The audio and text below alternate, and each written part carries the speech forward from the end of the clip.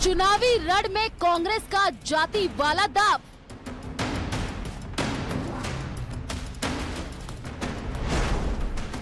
राजस्थान सरकार कराएगी जाति जनगणना।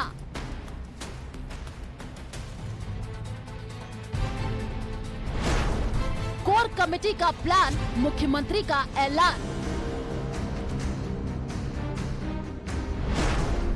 आंकड़ों से किसे फायदा किसे नुकसान, जाति जनगणना बिहार टू राजस्थान।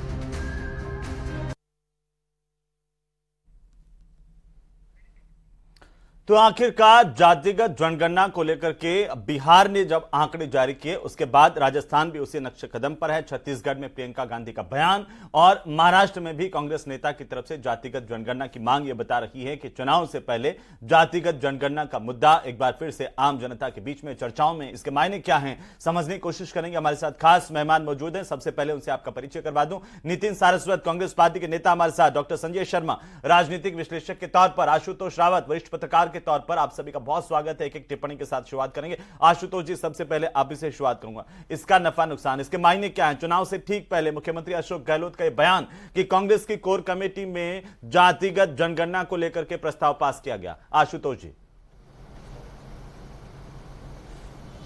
हेमंत जी, अगर जातिगत जनगणना के राजनीतिक एंगल से इसको की जाए तो निश्चित तौर पर ओबीसी जो वोट बैंक है, सारे राजनीतिक दल उस ओबीसी वोट बैंक को साधने की कोशिश कर रहे हैं। उस ओबीसी वोट बैंक जो कि लगातार 2014 के बाद में भारतीय जनता पार्टी की तरफ जिसका झुकाव होता जा रहा था, और उससे पहले 2014 से पहले यह माना जाता था कि जो रीजनल राजनीतिक दल हैं, जो छोटे छोटे राजनीतिक दल हैं, छोटे छोटे पॉकेट्स में काम करते हैं, वहां उन दलों को उस ओबीसी वोट बैंक उनकी तरफ होता था। लेकिन मोदी जी के आने के बाद में यह ग्राफ चेंज हुआ। इसलिए जो बड़े राजनीतिक दल, कुल मिलाकर के कांग्रेस की अगर बात करें तो जो कांग्रेस लगातार जातीय जनगणना का विरोध करती आ रही थी, वो 2014 के बाद में उसने अपना स्टैंड चेंज किया और जातीय जनगणना को का दांव खेलना शुरू किया। हालांकि कर्नाटका में इन्होंने 2015 में जातिगत जनगणना कराई, लेकिन पॉलिटिकल नफा नुकसान के चलते उसको जारी नहीं किया। उड़ीसा सरकार ने भी एक ऐसी एक्सरसाइज 2018 में करने की कोशिश की, लेकिन उसके भी आंकड़े सार्वजनिक नहीं किए गए। और अब बिहार ने 2022 में जो घोषणा की कि वो जातिगत जनगणना कराएगी, उसके आंकड़े 2 अक्टूबर को जब जारी किए गए तो निश्चित तौर पर ओबीसी वोट बैंक को लेकर के एक नया माहौल देश में, या कुल मिलाकर ये कह सकते हैं कि 1990 में जो मंडल कमीशन की रिपोर्ट्स को लेकर के जो माहौल था, उस तरह का एक माहौल देश में बनाने की कोशिश की जा रही है। हालांकि पंडित जवाहरलाल नेहरू से लेकर के इंदिरा गांधी और राजीव गांधी, पीवी नरसिम्हा राव और भारतीय जनता पार्टी के प्रधानमंत्री, यानी कुल मिलाकर के जो भी पार्टी केंद्र में सरकार में रही, उसने इस जातिगत जनगणना का जातिगत जनगणना पैदा होगा। अगर देश को आगे विकसित बनाना है, अगर विकासशील से कैटेगरी से ले जाकर के हमको विकसित देशों की कैटेगरी में ले जाकर खड़ा करना है, तो वाकई जो प्रतिभावान लोग हैं उनको आरक्षण मिलना चाहिए। और भारतीय जनता पार्टी की तरफ से प्रधानमंत्री मोदी भी लगातार इस बात को कहते रहे हैं। लेकिन यहां पर भारतीय जनता पार्टी जहां इस जातिगत जनगणना का पूरे देश के अंदर विरोध कर रही है, लेकिन बिहार में जो जातिगत जनगणना के आंकड़े जारी हुए उसके बाद में बिहार में भारतीय जनता पार्टी के जो विधानसभा में विपक्ष के नेता हैं, उन्होंने, विजय कुमार सिंह जी ने इसका स्वागत किया। तो कुल मिलाकर के राजनीतिक दल शायद क्या चाहते हैं क्या नहीं चाहते हैं से ज्यादा वो कुल मिलाकर के वोट प्राप्त करना चाहते हैं, और शायद ये सारी कवायद उसी को लेकर के हो रही है। हेमंत जी, तौर पर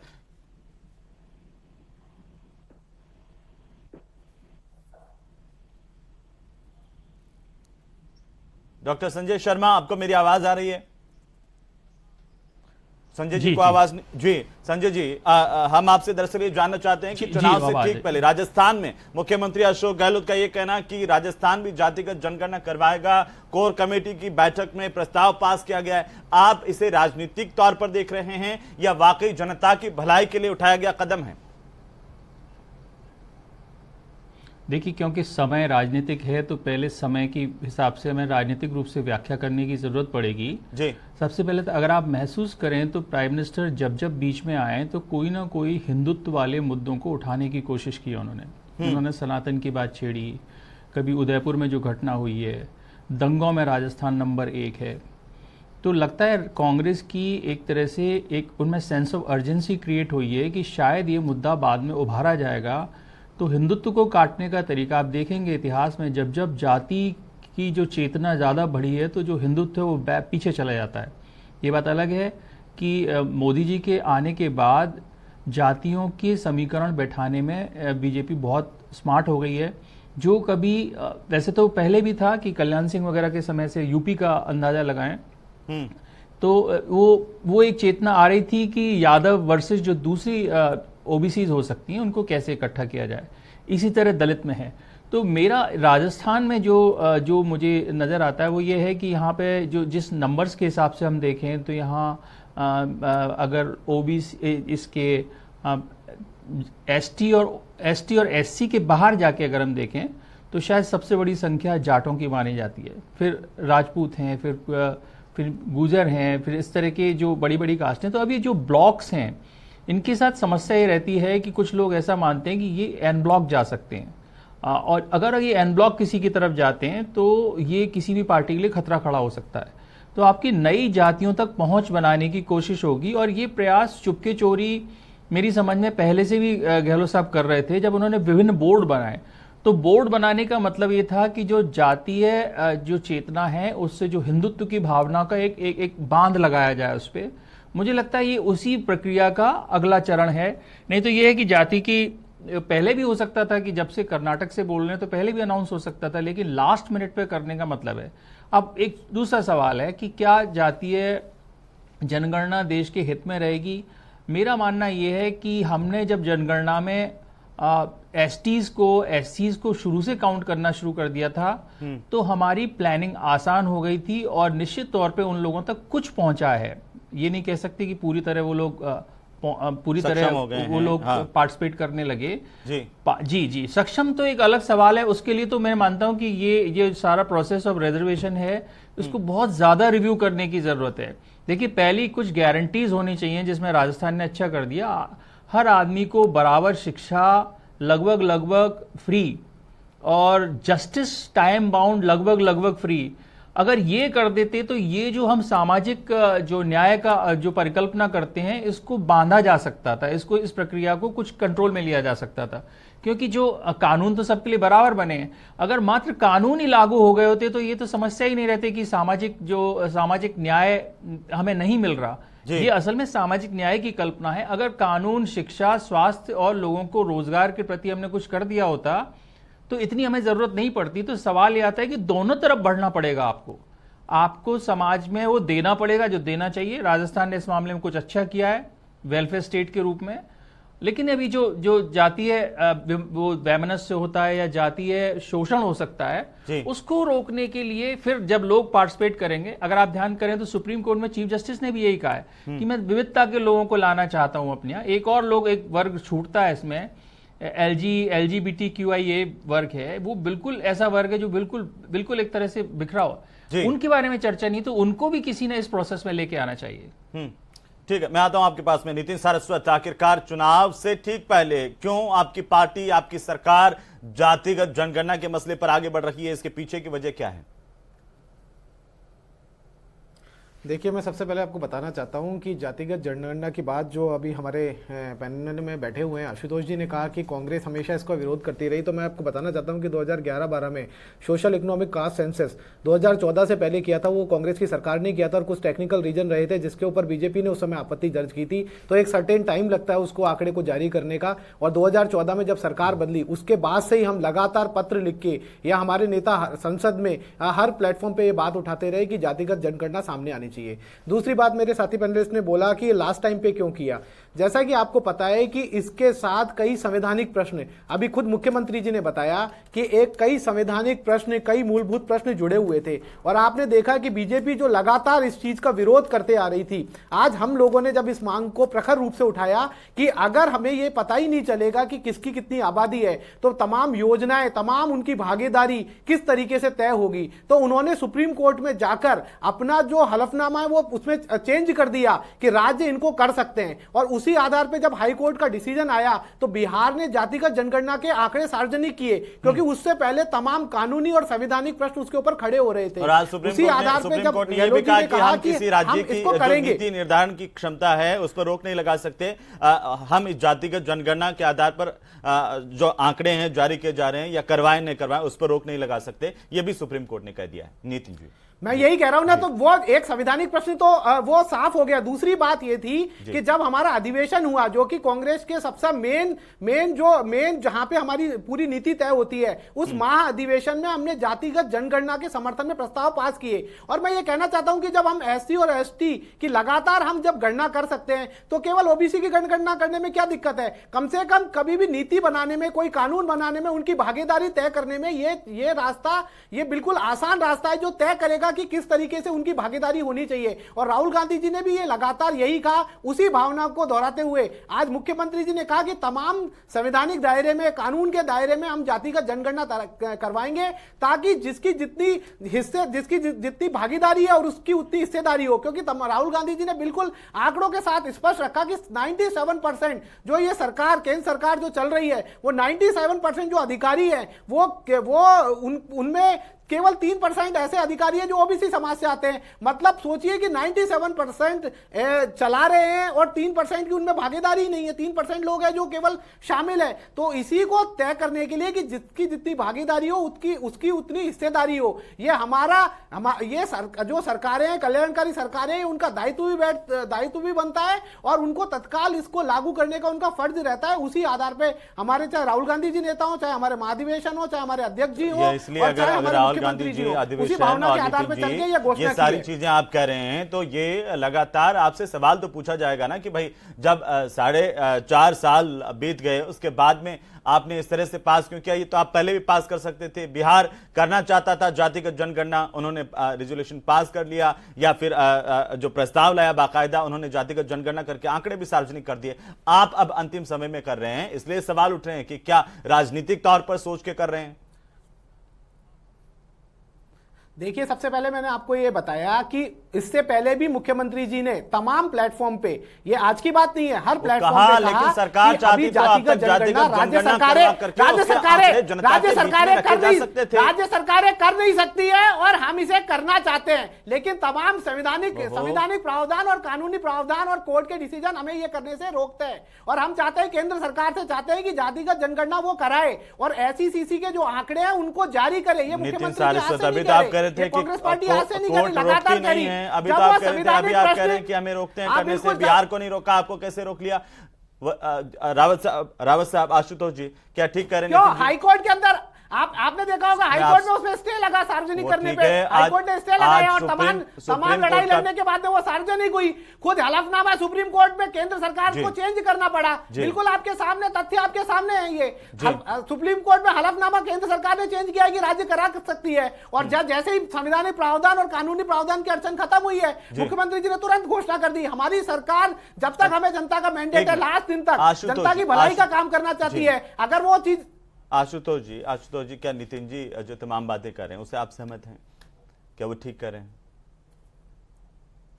देखिए हेमंत जी, मैं नितिन जी की एक बात से सहमत नहीं हूं। मैंने साफ सवालों पर कांग्रेस के प्रधानमंत्रियों के नाम लिए। पंडित जवाहरलाल नेहरू ने 1951 में जातिगत जनगणना का विरोध किया।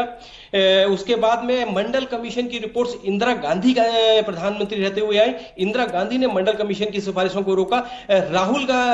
माफ कीजिएगा, राजीव गांधी सरकार ने मंडल कमीशन की रिपोर्ट्स को रोका और जातिगत जनगणना का विरोध किया। और शायद वही कारण था कि बीपी सिंह जैसे नेता का अभ्युदय हुआ हुआ मंडल कमीशन के नाम पर। मंडल कमीशन की रिपोर्ट्स को सार्वजनिक करने और लागू करने के नाम पर बीपी सिंह ने एक बड़ा मूवमेंट देश भर के अंदर चलाया और उसी की परिणति हुई कि कांग्रेस के शासन का अंत हुआ और एक बार जनता दल की सरकार इस देश के अंदर बनी।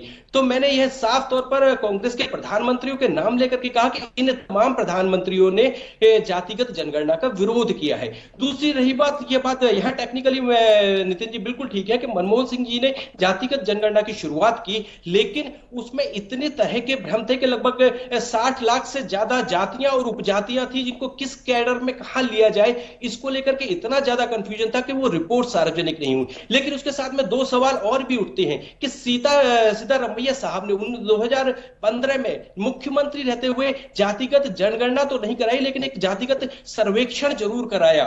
उसकी रिपोर्ट्स 2016 में उस कमीशन ने सरकार को सौंपी, लेकिन वो क्यों नहीं सार्वजनिक की गई, जबकि उसके बाद वो 2 साल तक मुख्यमंत्री और रहे। इसलिए निश्चित तौर पर यह प्रश्न उठेगा कि आखिरकार आज के दौर में क्या कांग्रेस सामने या विपक्षी दलों के सामने मजबूरी है कि वो जातिगत जनगणना का विरोध कर रहे हैं। और निश्चित तौर पर संजय जी ने जो कहा, मैं उस बात से पूर्णतः सहमत हूं कि शायद भारतीय जनता पार्टी हिंदुत्व के नाम पर जिस तरह से वोट पाना चाहती है, तो हिंदुत्व का तोड़ ढूंढने के दूसरे राजनीतिक दल एक प्रयास कर रहे हैं और शायद इसलिए जातिगत जनगणना का समर्थन कर रहे हैं। हेमंत जी। डॉक्टर संजय शर्मा जी, क्या जो बात करें आशुतोष जी की हिंदुत्व के कार्ड का क्या एक मजबूती का हथियार है कांग्रेस के पास में या फिर जो इंडिया गठबंधन है उसके पास में जातिगत जनगणना? और मेरा सवाल ये है कि आखिरकार जब कांग्रेस पार्टी ये कह रही है, नितिन सारस्वत ये कह रहे हैं कि हम तो शुरुआत से ही इसके पक्ष में थे, लगातार मुख्यमंत्री अशोक गहलोत भी अधिवेशन के बाद से ही बोलते रहे हैं, तो क्या इसमें देरी नहीं कर दी एक तरह से? और खासतौर पर विपक्षी दलों के लिए ये ऐसा मुद्दा हो गया है क्या कि इस पर ना उगलते बन रहा है ना निगलते बन रहा है, क्योंकि बीजेपी कोई रिएक्शन तक नहीं दे पा रही है? नहीं, खैर ये उगलने वाला और निगलने वाला तो नहीं है, क्योंकि अगर आप मान लो बीजेपी को समझने की कोशिश करें और साथ में आरएसएस को समझने की कोशिश करें जी, तो मोहन भागवत जी ने अभी खुद रिजर्वेशन के पक्ष में कुछ बातें कही हैं और बड़ी जोर शोर से कही हैं। और ये वही आरएसएस है जो कभी इन बातों का विरोध करती थी। आरएसएस ने अपने अंदर एक विंग बनाई क्योंकि हिंदुत्व की व्याख्या लगातार उनके हिसाब से बदलती जा रही है। वो ऐसा मानते थे कि हिंदुत्व के नाम पे जो राष्ट्र को बांटने के खतरे हैं वो हो सकते हैं, उनको कैसे ठीक किया जाए, लेकिन वो व्याख्या अधूरी पड़ जाती है, हर कुछ टाइम वो फिर से रिव्यू करनी पड़ती है।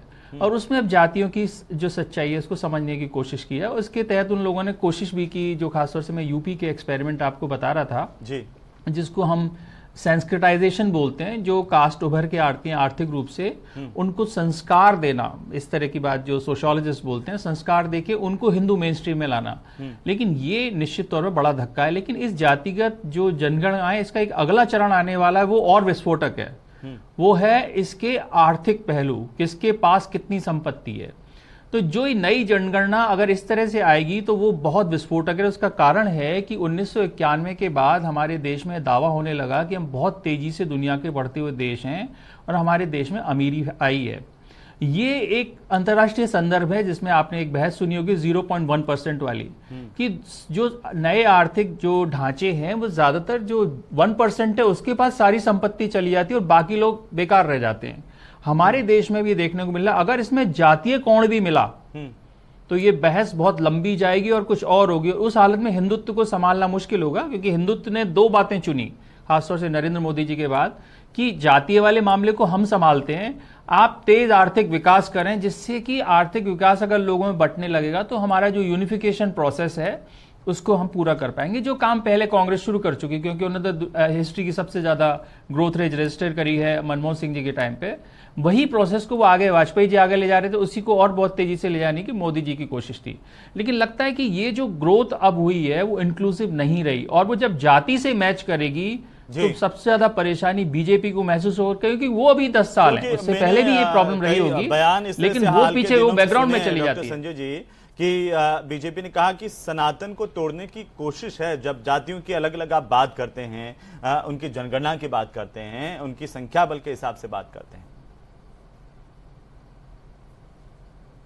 जी देखिए, ये सवाल तो हमेशा तोड़ने का ये बात तो तब भी उठी थी जब आरक्षण शुरू हुआ था। आरक्षण मतलब जो शेड्यूल कास्ट शेड्यूल ट्राइब के लिए, लेकिन उसके बाद भी सनातन तो टूटा नहीं। अब सनातन की व्याख्याएं बहुत सारी अलग अलग। अब ब्रॉडली अगर हम बोलें, हिंदू नाम लेने से बच रहे हैं आजकल कुछ लोग, क्योंकि वो उसका पारसी इंटरप्रिटेशन होने की वजह से या इंडिया वाला इंटरप्रिटेशन होने से। लेकिन सवाल ये है कि जो हिंदू जो धर्म के लोग हैं, मेरी समझ में ऐसा नहीं हो रहा कि वो ठीक है, सामाजिक न्याय की प्रतिस्पर्धा वहां है, और उसी सामाजिक अन्याय की वजह से दुनिया के 1000 साल से ज्यादा सबसे बड़ी इकोनॉमी रहने के बाद, 1000-1500 साल रहने के बाद भी इस देश के छोटे मोटे कोई भी लोग आके इस देश पर राज कर गए। तो जो सामाजिक न्याय जब तक स्थापित नहीं होगा, तो आपने एक बात आरक्षण भी इसी उद्देश्य के साथ लागू किया गया था कि सामाजिक समानता और सामाजिक न्याय की तरफ बढ़े। ये अलग बात है कि कुछ लोग इसे आर्थिक टूल के तौर पर बात करते हैं, लेकिन सच्चाई यही थी कि सामाजिक समानता कैसे आए, उसको लेकर के आरक्षण की परिकल्पना की गई थी।